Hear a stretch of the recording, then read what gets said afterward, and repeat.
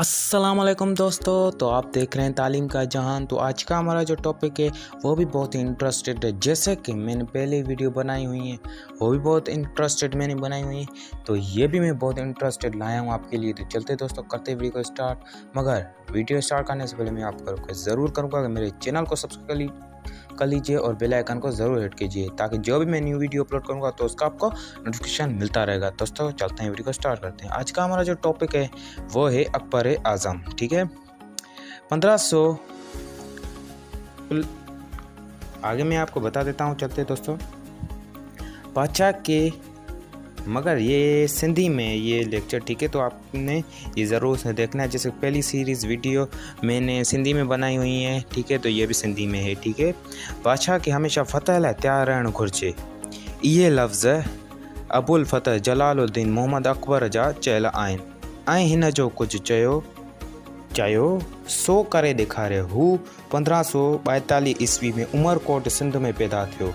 संदसि वालदेन ईरान खां वापसीअ ते कुझु वक़्तु उमरकोट में पनाह वरिती हुई।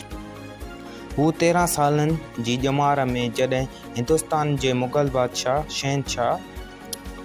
शहनशाह थियो हो, तॾहिं संदसि हुकूमत दिल्लीअ जे पसगरदाईअ में सिर्फ़ु चंद सौ चौरस मेलनि ताईं वञी बची हुई। ठीकु आहे, पर अटकल 50 सालनि खां पोइ हूअ जॾहिं मौत संदसि शहनशाह अरबी समुंड खां वठी बंगालीअ जे अपसमंद ताईं पकड़ियल हुई, जंहिंमें घणी भाॻे सॼो हिंदुस्तान नंढो खंड शामिल हो।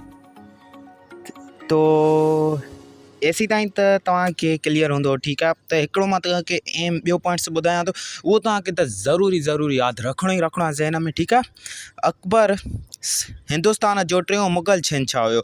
इहो यादि रखिणो आहे तव्हांखे, टियों मुग़ल शहनशाह हुयो अकबर। ठीकु आहे, अॻिते था हलूं। हू चंगेज़ खान ऐं तैमूर जी नस्ल मां हो। ठीकु आहे, मुग़ल लफ़्ज़ मंगोल जे बिगड़ियल शक्ल आहे। 14वीं सदी ईस्वीअ जे पछाड़े दाड़े तैमूर हिंदुस्तान में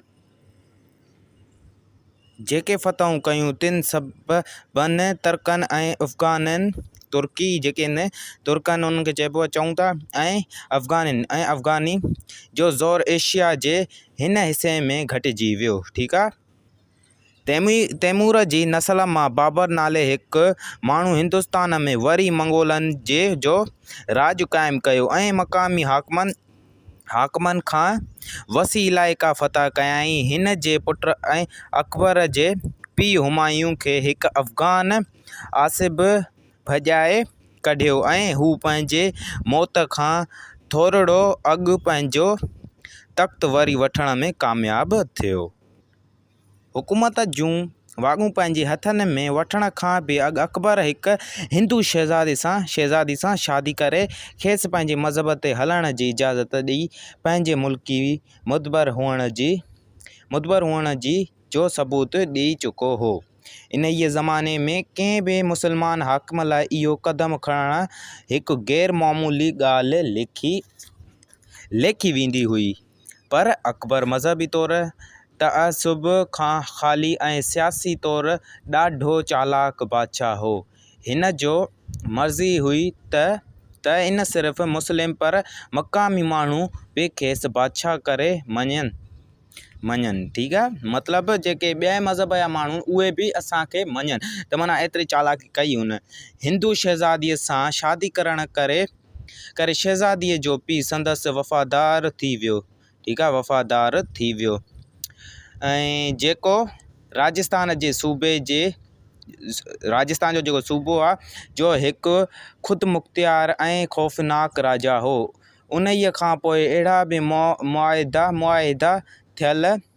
थिया। मुग़ल शहनशाहियत में राजपूत शहज़ादा सपसालार ऐं सूबाई गवर्नर मुक़ररु थिया। अकबर घणेई भाॻे पंहिंजे शहनशाही फ़तहनि वसीलनि क़ाइमु कई। हिन गुजरात खे 1573 ईस्वीअ में फ़तह कयो। उतां जे बंदरगाहनि तां ओलह एशिया सां वापारु थींदो हो। 3 सालनि खां पोइ हिन ॾुखियाई सां बंगाल फ़तह करे उन खे पंहिंजे शहनशाहीअ में शामिलु कयो। कश्मीर खे 1586 में फ़तह करे अकबर इन खे पंहिंजी सल्तनत में शामिलु करे छॾियो। पंहिंजे दौर जी पुॼाणीअ खां थोरो ई अॻे अकबर ॾखण हिंदुस्तान खे बि फ़तह करण जो हुकुम पंहिंजे हथ में खंयो। 1601 ईस्वीअ ताईं संदसि शहनशाहीअ जो दाइरो वॾे ॾखण में वञी अहमदनगर ताईं पहुतो। अकबर न सिर्फ़ पंहिंजी सल्तनत जूं हदूं वधायूं पर हू जेके बि इलाइक़ा फ़तह कंदो हो तिन में पंहिंजी हुकूमत बि मज़बूतीअ सां क़ाइमु कंदो वेंदो हो। हिन सूबाईअ ऐं मक़ामी हुकूमतनि जे सरशतनि जे नएं सरजोड़जक कई ऐं मक़ामी क़ौमी सरदारनि खे फ़ौज में मुख़्तलिफ़ उहिदा ॾेई पंहिंजे ज़ाब्ते में आंदो। ठीकु आहे। इन खां अॻु इहे सरदार मक़ामी ख़ुदमुख़्तियार जो नाजाइज़ फ़ाइदो वठंदा हुआ। इन्हीअ फ़ौजी दर्जे बंदीअ में हर उहिदेदार सिधो संओं शहनशाह अॻियां जवाबदार हूंदो हो। हर सूबे जे आमदनीअ ते किरड़ी नज़र रखी वेंदी हुई त जीअं गवर्नर पंहिंजे हक़ खां वधीक दौलत न फॿाए सघे। ईअं करण सां अकबर पाण बेशुमार दौलत जो मालिक थी वियो। हू पाण ऐं संदसि दरबारी इन्हीअ दौलत मां अयाशीअ जो सामान ठाराईंदा ऐं ज़रूरत पवण ते ॿियनि मुल्कनि खां बि घुराईंदा हुआ। इन्हीअ सामान में नफ़ीस रेशमी कपिड़ा ऐं गालीचा बि शामिलु हुआ। सरकारी सरपरस्ती मिलण करे फ़न बि तरक़ी कई ऐं इन में इस्लामी ऐं हिंदू सक़ाफ़त जूं गॾियल झलकियूं ॾिसण में अचण लॻियूं। इन्हीअ ज़माने में मुग़ल मसूरीअ ते कुझु यूरोपी असर बि पिया। ॿियनि नामवार अॻुवाणनि वांगुरु अकबर खे बि पंहिंजे औलाद मायूस कयो। हिन जा टे पुट शराबी हुआ ऐं संदसि वॾे पुट सलीम जी तबियत बदकारीअ ॾांहुं माइल रहंदी हुई। अकबर जे आख़िरी कुझु सालनि दौरान सलीम पंहिंजे पीउ ख़िलाफ़ बग़ावत कई। अकबर जी मौत खां थोरो ई अॻु पीउ पुट में ठाह थियो ऐं सलीम खे पंहिंजे पीउ जी ठाहियल वसी शहनशाहीअ जो वली अहद मुक़ररु कयो वियो। इहा शहनशाही इन्हीअ खां पोइ बि 150 सालनि ताईं हली। तो दोस्तों उम्मीद करता हूँ कि आप सबको ये वीडियो ज़रूर पसंद आई होगी। अगर पसंद आई है तो इसे लाइक शेयर और फीडबैक ज़रूर दीजिएगा और सब्सक्राइब करना मत भूलिएगा और बेल आइकन को भी हिट कर लीजिए ताकि जो भी मैं न्यू वीडियो अपलोड करूँगा तो उसका आपको नोटिफिकेशन मिलता रहेगा।